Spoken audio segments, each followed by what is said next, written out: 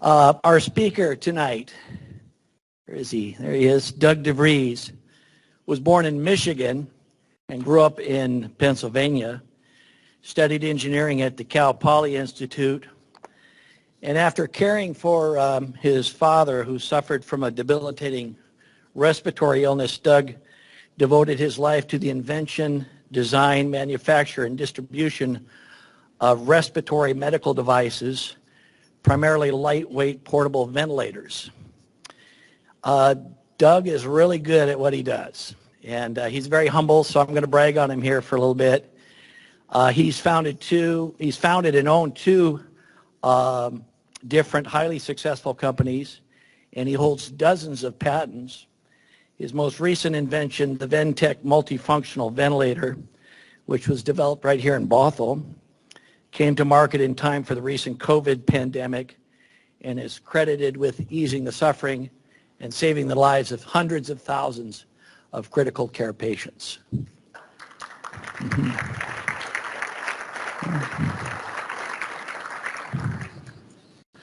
But all along, Doug has suffered from an incurable disease of his own, one that many of us can relate to, the airplane disease.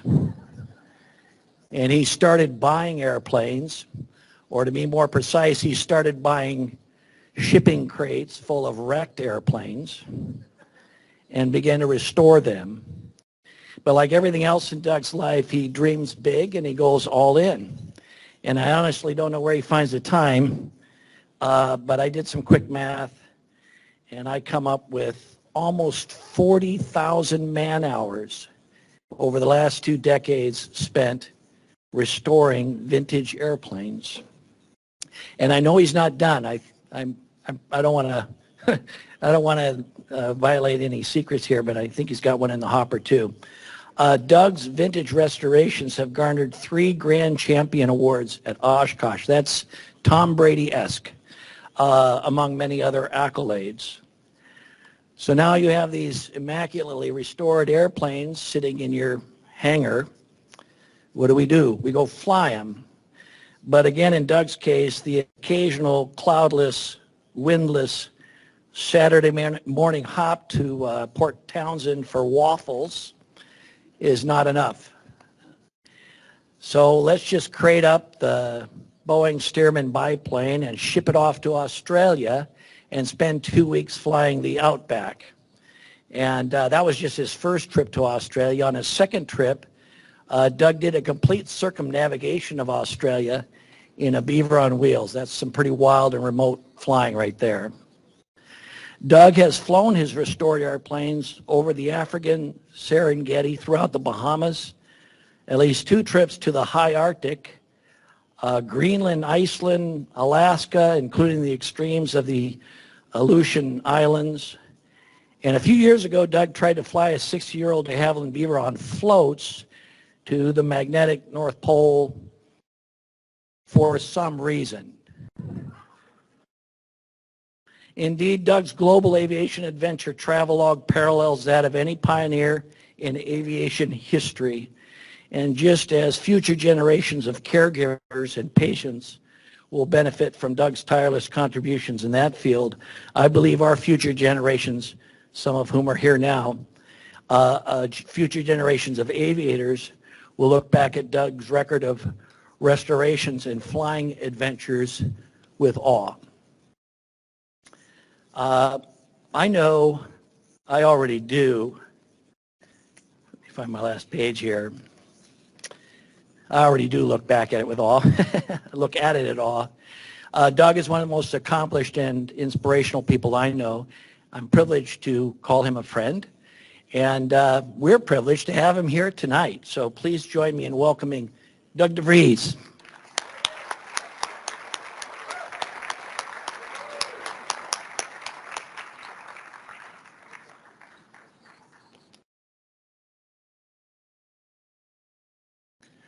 Wow, not sure how to follow up on that. Anything's going to be a letdown. But whenever you're speaking to the Seaplane Pilots Association, there's a number of important decisions to make. And the most important decision is, one, how to operate the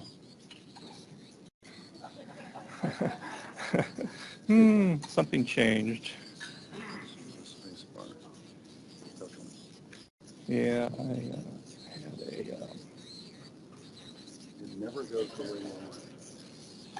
there was a icon here with a...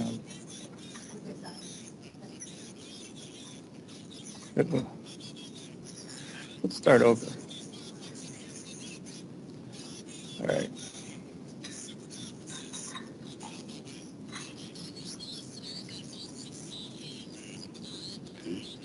From the beginning. Yeah, somewhere we lost the pointer. But does that pointer show up there? Kind of, maybe. No. No.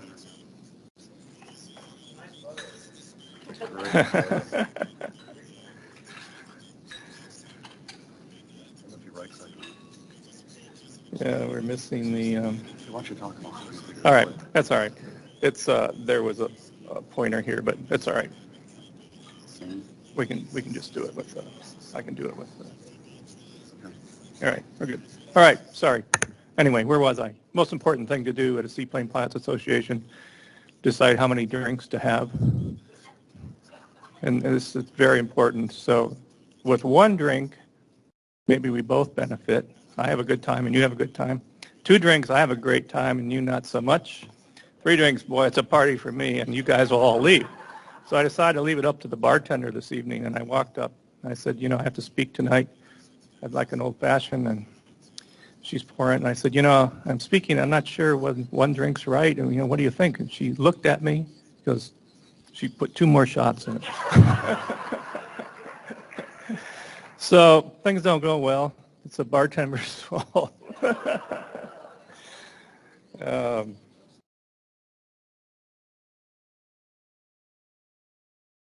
All right, well, we've got some technical issues here, but so when Stephen asked me to do this talk, I thought, geez, some those of you that read the Seaplane Pilots Association, water flying, and sport aviation realize that myself and Burke Mees have carpet bombed the entire aviation community with articles about the Goose over the last few years.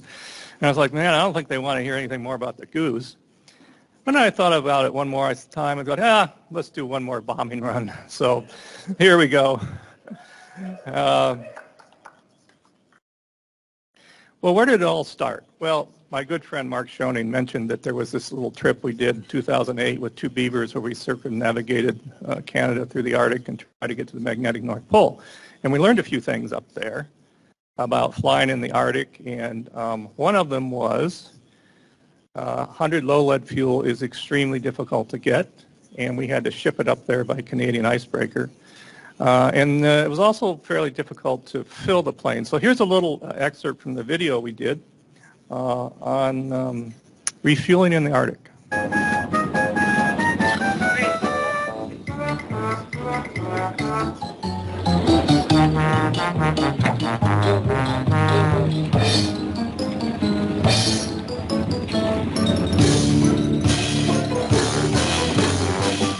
Oh, he's a brave man.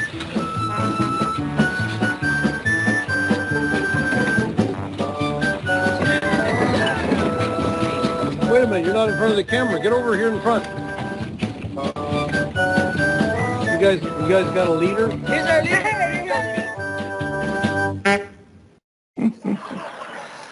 Sorry about that, Mark. I told you there'd be a few surprises in there.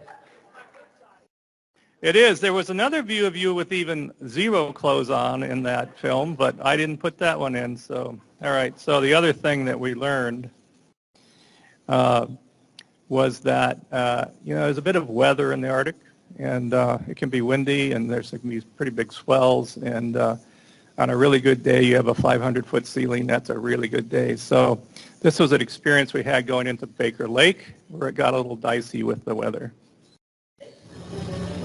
As we approached Baker Lake, the visibility went down, the clouds came down, the rain started to fall.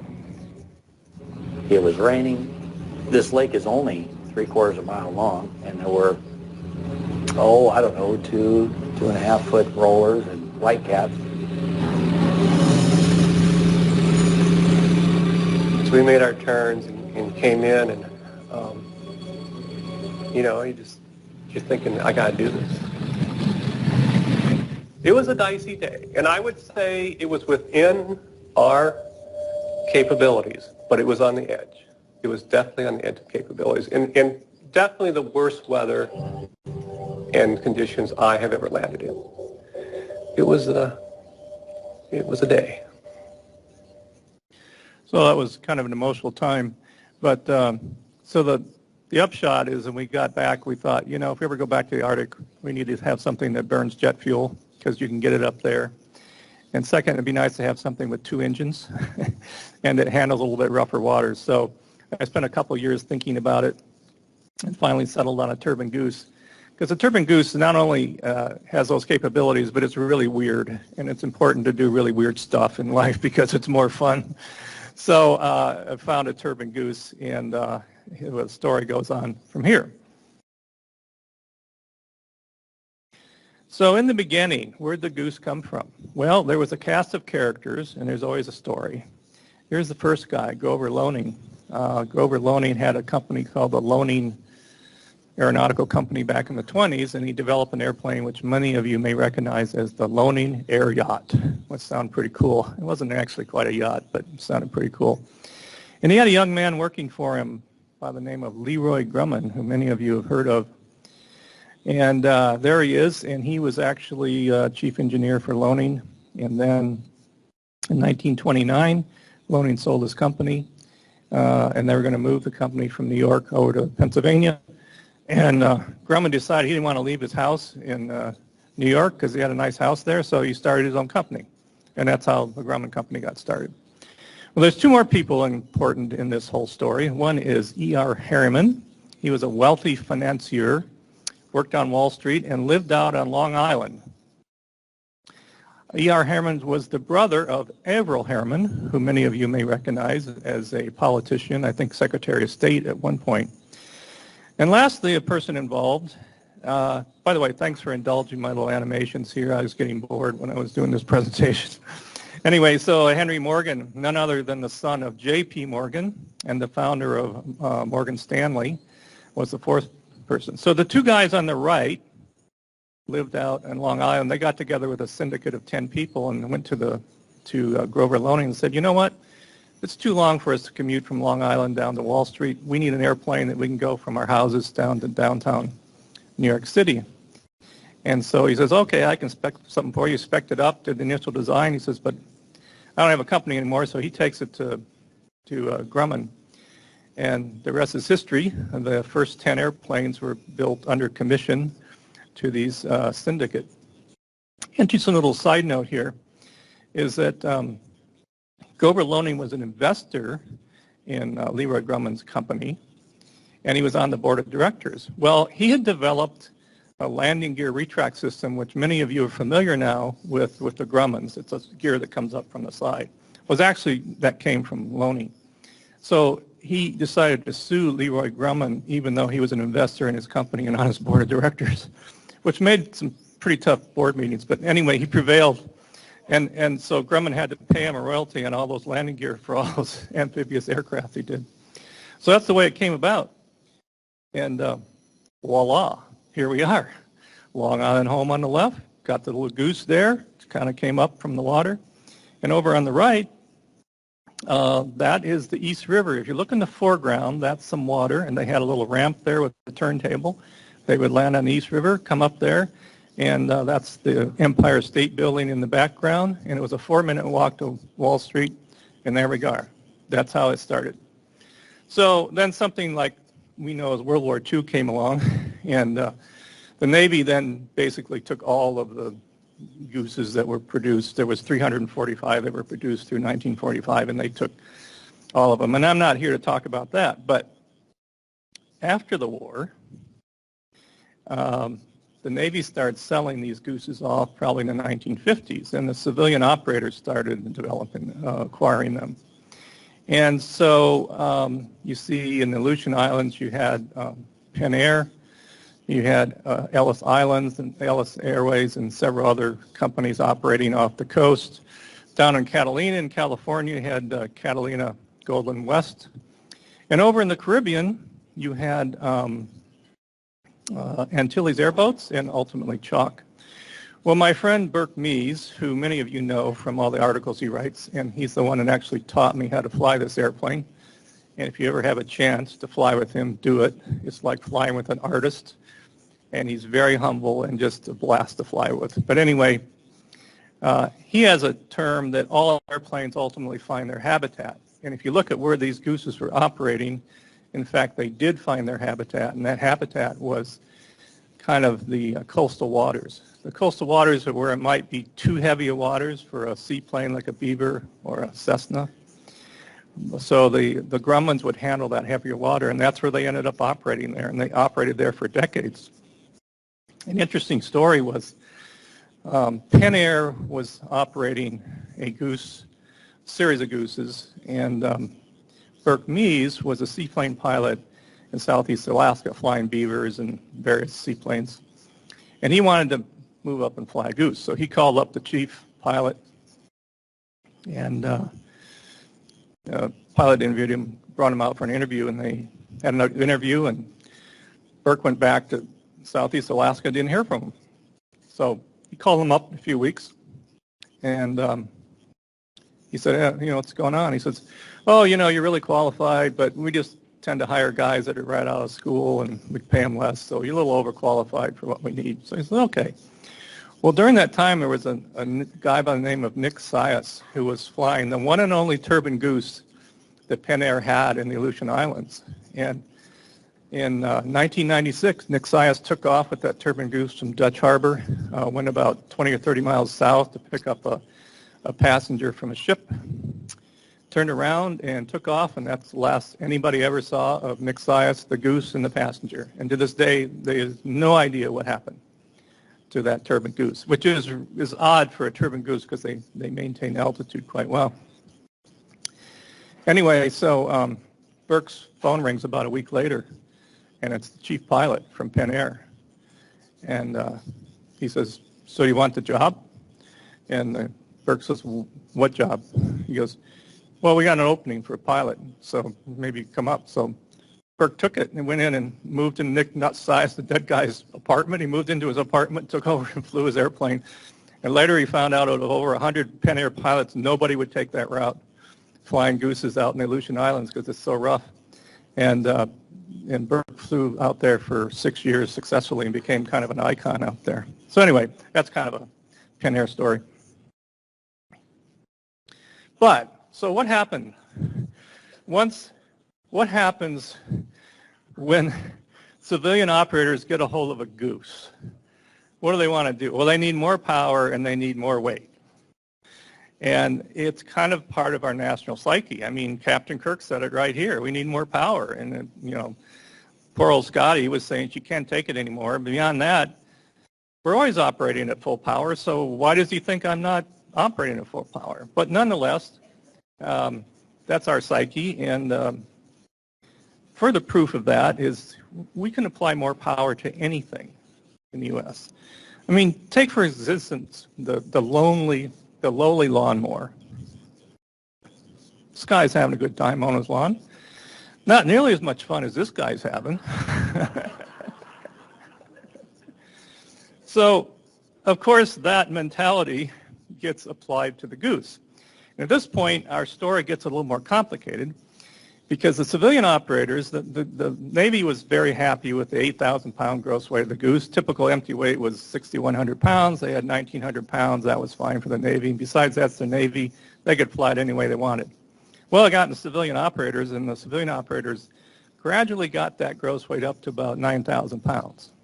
And they flew that for years, and then the FAA started asking some pesky questions about where that increased gross weight had come from. And nobody could actually kind of figure out where it came from. And so in the middle of all that, the FAA was kind of threatening, and interstage left Charlie Blair.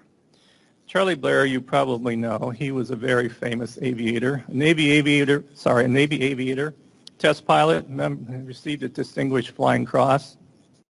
He was married 4 times, But the last time he married well. He married Maureen O'Hara, who the picture is shown here. So he was doing pretty well. Well, Charlie, towards the end of his career, decided to start Antilles Flying Boats. And he did. He had a couple of gooses. And the dirty little secret was that any goose operating over 8,000 pounds, if you lost an engine, he was going to go down slowly. But Charlie had a solution for that. He figured out, or his theory was, that if you were over the water and you lost an engine and you came down, you would get a ground effect and the aircraft would not crash. It would continue to stay in the air, ground effect. So this is actually kind of became dogma at Antilles airboats, and all the pilots flew with this in mind. That's what would save them if they lost an engine. Well, one day, Charlie took off from St. Croix. He had 10 passengers, and he lost an engine. But he was so confident in the ground effect thing that he didn't bother to align into the wind or align with the waves. He just kept going. Well, it didn't survive the ground effect, and it crashed, and unfortunately, he and 3 passengers passed, and 7 survived. Well, as you can imagine, the FAA got really cranky now. They came in and did a full investigation of it, and all the operators were threatened with losing their 8,900 and 9,000 pound. But not to worry.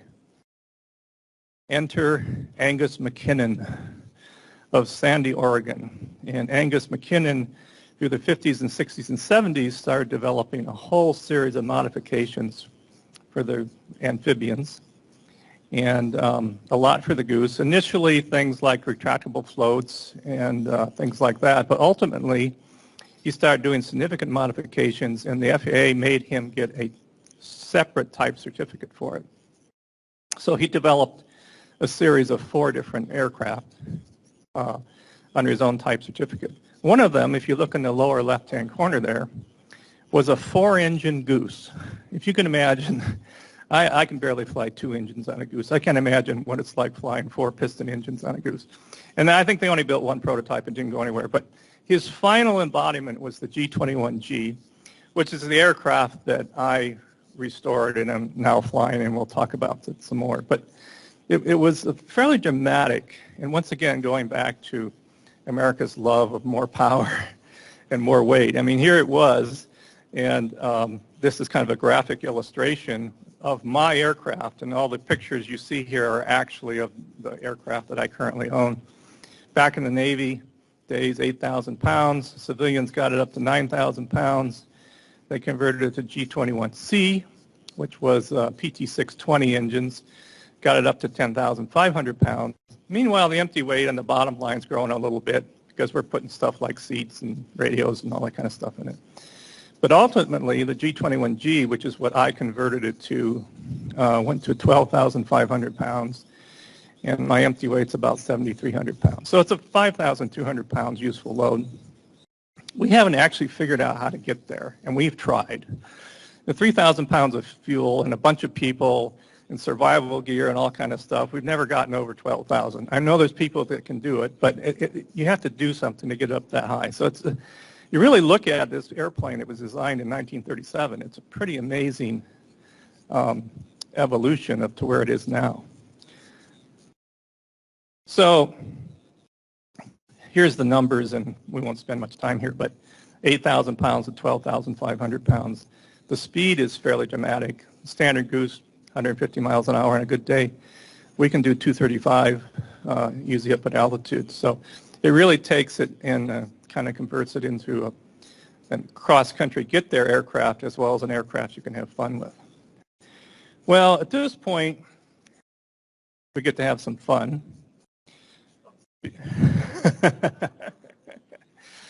Because this is a gentleman by the name of Ed Fleek flying a Goose, which is proof positive back in the day you could be 12 years old and fly a Goose. But Ed has 6,000 hours in Gooses, and he flew my Goose back in the early 80s with the turbine engine on it, and he's been a great supporter. He's come up every year and visited us during the sport. He lives down in Oregon now. And he is here this evening, and I'm going to embarrass him and have him stand up. Mr. Ed Fleek.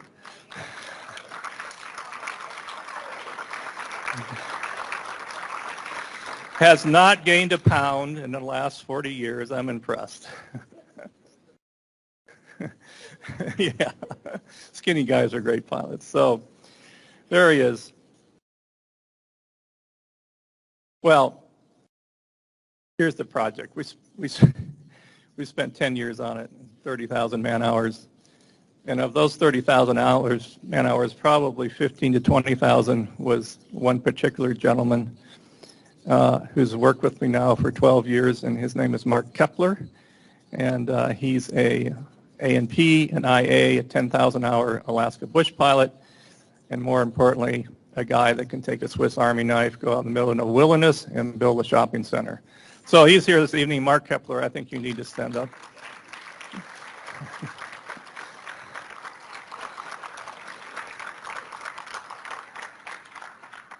So we had, as you can imagine, we had all kind of 337.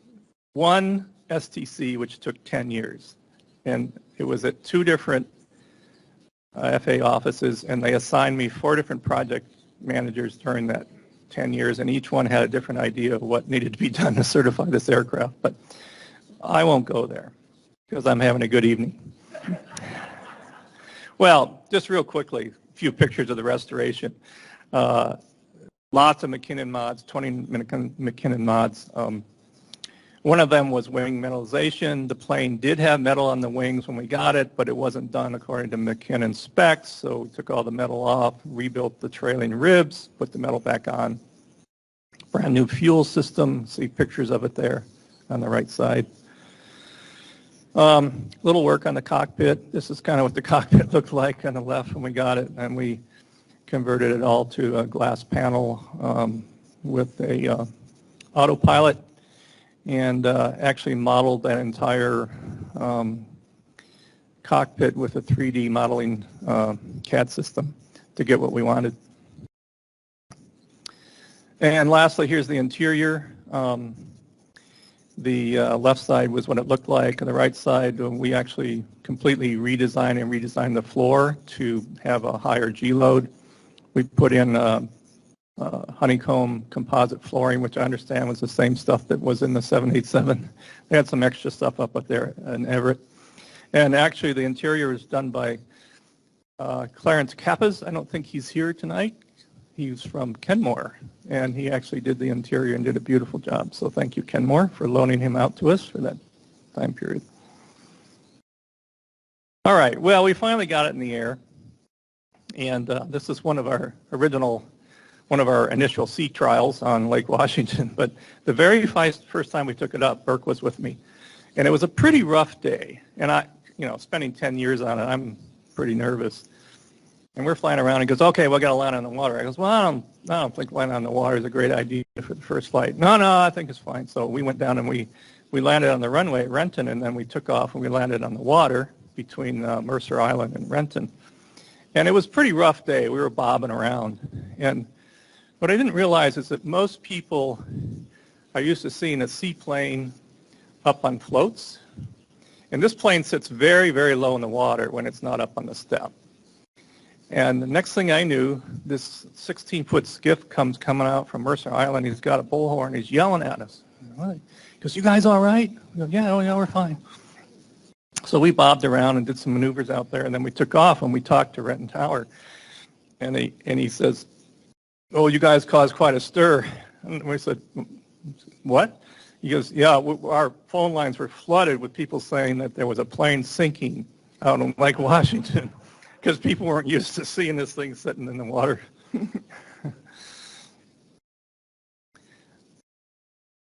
All right, so we've done a few adventures with the Goose in the meantime. Well, one of the first ones was to Iceland and on to the Faroe Islands, and that was in 2021. And then 2022, last year, we took it to the Bahamas, once again going down to one of its natural habitats. And we did a very extensive trip out to the far reaches of the Aleutian Islands. In fact, those that are familiar with the war we fought out there, the Japanese occupied 3 of the outer islands, Attu and Kiska. And we actually flew out to Kiska, which is now abandoned, and no airport or anything, but it was one of the main Japanese bases. And we landed in the salt in the bay and took the Goose up on the beach and wandered around the old military site for the better part of a day, and had quite a time. But that's a story for another time. I did want to talk a little bit about our Iceland trip. And our kind of tongue-in-cheek joke was that we were going to go from Seattle to Oshkosh, because we were going to go to Oshkosh AirVenture, but we overshot and we went to Iceland, and then came back and went to AirVenture. So this was our route, and most of it was, the first part was uneventful. The second, we got to Greenland, it was the middle of COVID and they wouldn't let us stay overnight, so we ended up having to go from Goose Bay all the way to Keflavik in one day. I think it was 13 or 14 hours, but we made it. There's only really a couple things to talk about in this trip. This is the first one. Everybody that's crossed the North Atlantic has their own stories, and now we have ours. But this kind of sums it up. Yep, that was ice, and we left Greenland and never saw the surface of the planet until we landed in Keflavik. We were in the soup the entire way, and had some ice, but nothing that the Goose couldn't handle. So we were pretty happy when we got to Keflavik. Well, when we got there, we went to, after landing in Keflavik, we went to a little fly-in at a town called Hetla. And the locals were having a fly-in, their little 3,000-foot grass strip. And we had made connection with them ahead of time. So we landed there and spent some time with the folks there and had a great time. It was kind of like, I mean, they don't have things like turbine gooses in Iceland, so it was kind of like electricity coming to Arkansas. Got everybody's attention. But, you know, there's some interesting characters, and of course everybody had to have a, you know, ride in the Goose, and it's just, this guy showed up and wanted to ride, so we had to give him a ride. I'll just next show you just a few little, Iceland has great ground art. We call ground art when this great stuff you take from the air, and this is the first one that happened to be an active volcano while we were there, so we got to fly over it and get some pictures of it. There's lots of glacier river deltas in Iceland, and they create some amazing kind of ground effect. This is one of them. Here's another view along the south coast of Iceland, and yet another view. And lastly, since we were a seaplane, we did have to go find a lake, and we landed in it. This is a little mountain lake up in northern Iceland. Okay, well, whenever you go to a new place, what do you need to do? You need to find local knowledge, right? So I have a, by the way, does anybody know what kind of airplane this is? You can't answer, Mark, since you and I worked on it. It's a bird dog. It's a Cessna L-19 bird dog. Anyway, we have a bird dog that we restored, and so, of course, the bird dog has a Facebook page, and all the pilots communicate about it from all over the world. Well, I started corresponding with this guy in Iceland who has a bird dog. This is him. His name is actually Sigurdur Asgeirsson. Mercifully, he lets us call him Siggy. And this kind of sums up Siggy. He's got that cheesy grin going on, and he's a pretty mischievous guy. And usually his pictures have to do with him flying his bird dog upside down or landing on a black sand beach. Mine, I'm on some grassy pastoral runway somewhere. But we made connection with him ahead of time. When we got there, he was the guy. He knew everything, knew everybody. Back in the day, you may have remembered, James Clavell wrote a book called King Rat. And the premise of the book was, it was based in World War II, and it was a Japanese POW camp filled with English prisoners. And the prisoners had to organize themselves, and they had one guy that ran everything, all the illicit trading and anything that happened, and they nicknamed him King Rat. So when we met Siggy and figured out his capabilities, we named him the King Rat of Iceland.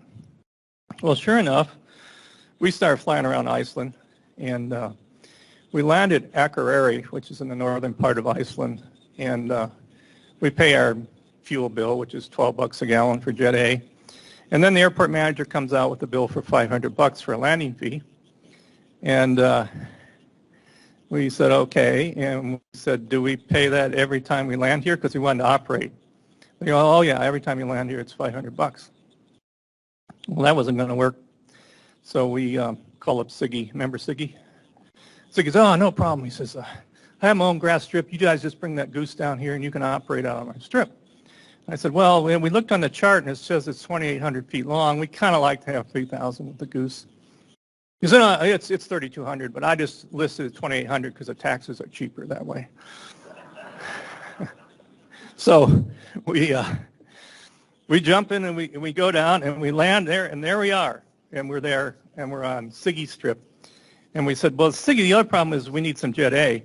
There's only 2 places in all of Iceland where you can buy Jet A, one on the East Coast, one on the West Coast. We weren't at either one. He has no problem. We'll take care of it. So Siggy shows up with this old Land Rover and that tank on the back, and he disappears for about 2 hours. Comes back. He's got a tank full of Jet A, and there we are, pumping it into the goose. I do not know to this day where that Jet A came from. I do know this. Siggy's real job is he's a jet helicopter pilot for the Iceland Coast Guard, and they depot Jet A all around Iceland. That's all I know, and I didn't ask any other question. Well, the other thing, we were on a mission to find puffins. My wife, Robbie, is here. She's a great sport. She was with us on the trip. And her mission was to find puffins. So we looked all over. We couldn't find any puffins. So we checked with Siggy. Remember him? And he goes, oh, yeah, you got to go up to Grimsey Island. That's about 50 miles north of Iceland. And it's full of puffins. Oh, is there an airstrip there? Yeah, there's an airstrip there. Okay. So he says, I'll arrange it for you. So I'll take care of everything. So he did. We jump in the plane. And as we're leaving, he says, there's one thing. There's a lot of birds on that runway. And he says, but you just call up the airport guy. There's an airport guy there, and he'll go out and chase the birds off. But okay, so we're flying in. We got 10 miles out. We call in. There's like 2 flights a week that go into this island. And so the guy's really bored, and he's excited because somebody's coming in. And we say we're coming in. He says, okay, I'll go scare the birds off. So sure enough, we could see him. He comes out in his truck, and he zips down the runway. And I mean, there are thousands of Arctic terns on this runway, thousands. And as he goes down, the Arctic terns go this. They fly up, and then they come back down. So there's this wave of Arctic terns going over the top, and he goes all the way down to the runway. He turns around, comes back. None of the Arctic terns have left. He comes back, and there's another wave of Arctic terns going over, and then he comes back. He pulls in the airport, gets on the radio, says, okay, cleared the runway. So I did what all great pilots do in this kind of situation. I turned the yoke over to Burke Mees. And then Burke, I don't know about these birds. He said, no problem. I've seen it worse in Alaska. So we did one approach, and this is kind of what it looked like on the approach. And we pulled up on that one, but on the second one, we actually landed. We took out 2 Arctic terns with no significant damage to the goose, and we survived the whole thing. Well, lo and behold, sure enough, there's a young lady there. There's all 50 people that live on Grimsey Island. There's a young lady there. She's waiting for us. We get in her truck. She says, okay, I'm going to take you guys to see puffins. So off we go. And indeed, we found puffins. However, in a strange twist of fate, they were hunting puffins that day. As it turns out, there's an overabundance of puffins on Grimsey Island, and it's actually a food source for the locals.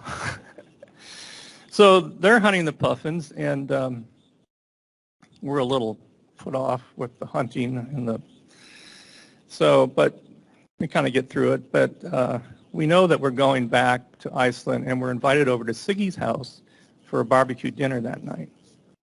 And earlier in the day, he says, okay, we're gonna have you guys over. My friends are coming over. They're going to barbecue. We're going to barbecue lamb. I'm going to have hoss, and we're going to have some other stuff. And I said, you got the lamb, the hoss? He goes, you know, horse. I said, oh, horse. We're having horse. Yeah, we're having horse. So as I walked away, I heard one of his buddies say, Americans don't really like horse. And he goes, I know, I'll be okay. And so he was messing with us. So we figured, well, we got to bring some puffin back, right? So we bought some puffin, fresh puffin, and we took it back and we presented it to Siggy and said, hey, we brought some meat for you. We brought some puffin. And he looked a little funny, but he had to go along with it. So, in fact, that evening we had lamb, hoss, and puffin. In case you want to know what puffin looks like, there it is. And that's our friends Jeff and Kara Wiper who are with us, and they are indulging in a little puffin. No, it doesn't taste like chicken. As you can see, it's kind of a dark meat. So, I don't know.